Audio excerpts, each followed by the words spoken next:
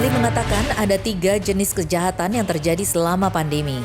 Yang pertama adalah kejahatan untuk memenuhi kebutuhan sehari-hari. Sebab tidak dipungkiri pembatasan aktivitas berskala besar untuk mencegah penyebaran virus corona berdampak pada turunnya mata pencaharian orang.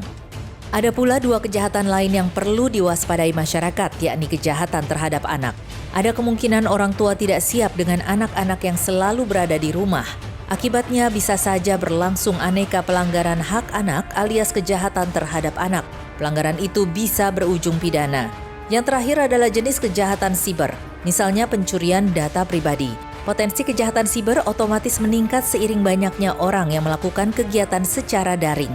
Dengan demikian wajar saja apabila masyarakat merasa was-was terhadap potensi tindak kriminal di tengah pandemi COVID-19. Ya pemirsa, itulah tadi 3 jenis kejahatan. Pertama adalah memenuhi kebutuhan sehari-hari, kemudian kejahatan terhadap anak, kemudian juga ada kejahatan siber atau cybercrime. Nah ini Pak Immanuel, sebagai Kanit Cybercrime atau kejahatan siber di Treskrim Suspolda Metro Jaya ini sampai saat ini sudah ada berapa banyak ini kejahatan siber yang terjadi? Terima kasih atas kesempatannya.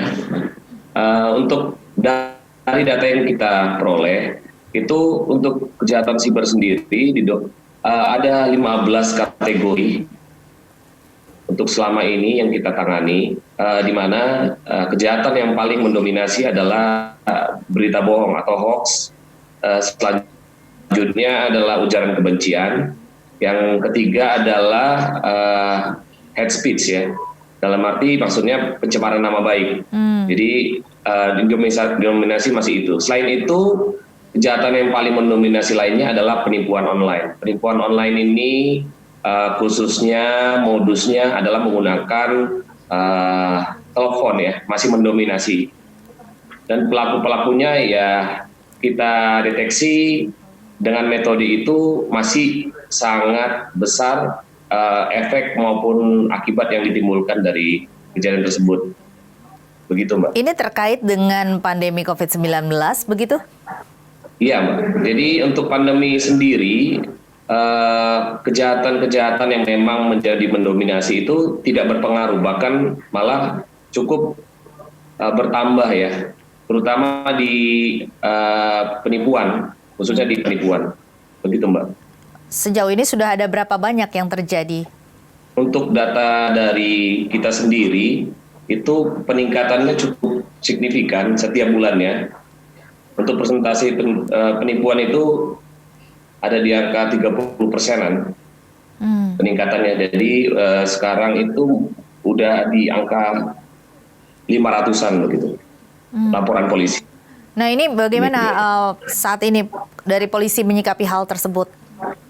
Kita terus melakukan pendalaman terkait apabila kita ada laporan dari masyarakat, kita selalu melakukan penyelidikan dan penyidikan kita sesuai dengan proses hukum.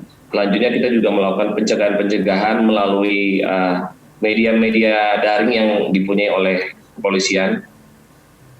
Ada banyak, cyber juga kita mempunyai juga media online, ada Twitter, ada Facebook, maupun Instagram dari kita sendiri, bagaimana memberikan himbauan kepada masyarakat untuk selalu waspada agar tidak mudah untuk termakan bujuk rayu dari pelaku-pelaku penipuan, khususnya penipuan yang menggunakan modus telepon, di mana banyak korban-korban tersebut itu terpengaruh dari hal-hal yang atas dasar arahan gitu.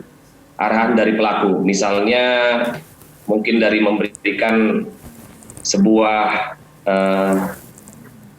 hadiah atau yang mengaku-mengaku dari bank atau mengaku dari perusahaan-perusahaan lain yang menawarkan sebuah keuntungan kepada korban, sehingga korban merasa terbujuk rayu sehingga mengikuti arahan-arahan dari para pelaku untuk mengikuti perintah-perintahnya yang berujung kepada kerugian itu sendiri, sehingga korban tersebut mau memberikan uang, baik itu secara transfer maupun pulsa, begitu Mbak. hanya sendirian atau ada sindikatnya atau seperti apa? Dari pengalaman kita melakukan penindakan di berbagai wilayah, memang itu dilakukan perorangan. Untuk modus-modus pelaku dominasinya sih sebenarnya umumnya sama. Mungkin yang membedakan pada dominasinya adalah caranya saja, Mbak. Caranya mungkin yang wilayah tertentu mengatasnamakan fintech atau perbankan, wilayah tertentu mengatasnamakan operator, provider, dan wilayah tertentu mengatasnamakan keluarga, begitu. Keluarga dari yang mengaku keluarga korban. Iya, sejauh ini sudah ada tindakan untuk pencegahan apa saja yang dilakukan? Kita selalu memberikan banyak edukasi juga melalui media, di mana dari media tersebut kita memberikan juga contoh-contoh modus-modus dari para pelaku, sehingga masyarakat bisa lebih memahami karakter-karakter dari para pelaku untuk memberikan modus-modusnya, begitu, Mbak. Mas Teguh, ini bagaimana pendapatnya? Ini kan dengan banyaknya kejahatan-kejahatan di internet seperti itu ya. Ini apa yang dilakukan? Dari 150 juta penduduk Indonesia yang menggunakan internet ya, penetrasinya bisa dibilang mencapai lebih dari 50%. Artinya bisa dikatakan setiap orang dewasa di Indonesia menggunakan internet. Yeah. Dan dari 150 juta itu, data di kami menunjukkan bahwa ada 150 juta juga pengguna media sosial. Artinya semua menggunakan media sosial.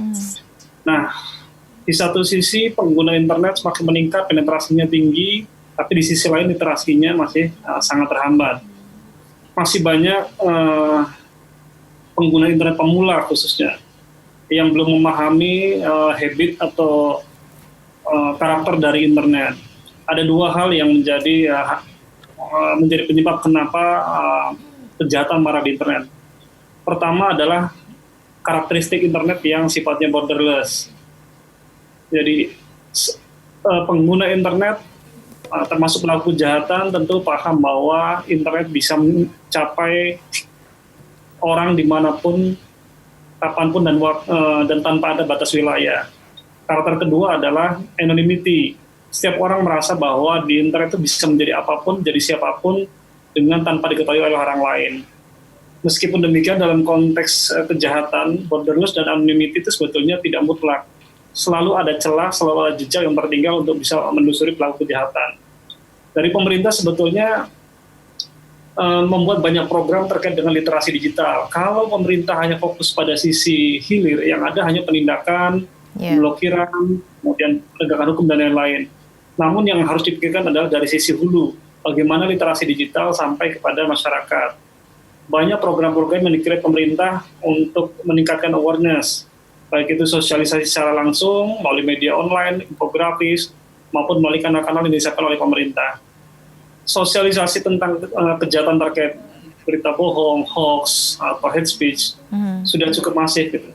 Tapi kami melihat bahwa ada kecenderungan pelaku-pelaku hate speech, penyebar hoax adalah pelaku-pelaku yang sifatnya terpolarisasi dalam sebuah kelompok-kelompok, sehingga apapun yang disampaikan, apapun yang mereka perbuat, ya diyakini itu sebagai sebuah kebenaran. Dan ini menjadi satu tantangan bagi pemerintah untuk bisa meyakinkan bahwa tidak semua hal yang mereka yakini benar itu adalah benar. Kalau dari kepolisian sendiri sebenarnya ada tidak sih aturan secara komprehensif untuk menindaklanjuti kejahatan tersebut? Nanti kita akan bahas lebih dalam, tetapi bincang virtual harus jeda dulu. Pemirsa tetaplah bersama kami akan kembali sesaat lagi.